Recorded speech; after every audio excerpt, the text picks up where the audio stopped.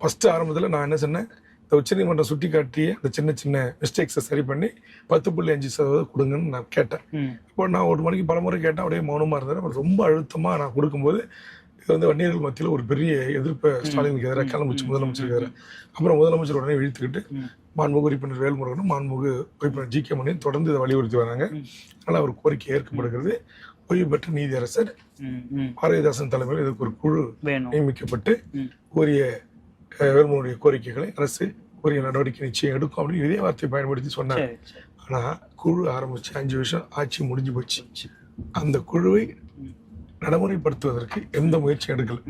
சரி, முதலமைச்சர்கிட்ட இருக்கிற உயர் அதிகாரிகள் முன்னேறிய சமூகத்தினர் வன்னியர்களுக்கு மட்டும் 10.5% கொடுத்தா தமிழ்நாட்டில் உங்களுக்கு எதிராக மாற்றுவாங்க மற்ற சமூகங்கள்னு சொல்லி மிரட்டிருக்கலாம். எடப்பாடியாரால தான் தோத்தாரு அப்படின்னு சொல்லி ஒரு பயம் காமிட்டிருக்கலாம். நான் அதையும் ஏற்றுக்கிட்டு நான் அடுத்த கட்டத்துக்கு போறேன். சரி, 10.5% வேண்டாம், சாதிவாரி கணக்கெடுப்பு நடத்தி இந்த தமிழ்நாட்டில் இருக்கிற எல்லா சமூகங்களுக்கும் அவரவர்களின் எண்ணிக்கைக்கு ஏற்றவாறு கல்வி வேலைவாய்ப்பு உரிமை வழங்குங்க.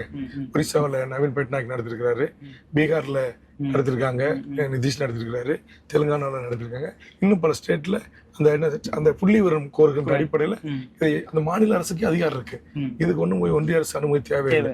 ஆனா முதலமைச்சர் என்ன செஞ்சாரு, ஒன்றிய அரசுக்கு தான் அதிகாரம் இருக்கு, தனக்கு எந்த அதிகாரமும் இல்லைன்னு பால அங்க தள்ளி விட்டு எங்களுடைய ஒட்டுமொத்த தமிழ்நாட்டில் இருக்கிற இந்த 7 கோடி மக்களுடைய வாழ்வுரிமையை குறித்து கிஞ்சித்தும் கவலை கொள்ளாத ஒரு முடிவு அவர் எடுத்தார். அது எனக்கு பெரிய அடியாச்சு. அதே மாதிரி இங்கே வாழ்ற ஈழத்தமிழர்களுக்கு இரட்டை குடியுரிமை கேட்டேன். 5 வருஷம் ஆட்சி இருக்கும் ஒரு திருமணம் நிறைவேற்றி ஒன்றிய அரசுக்கு அழுத்தம் கொடுங்கன்னு சொன்னேன்.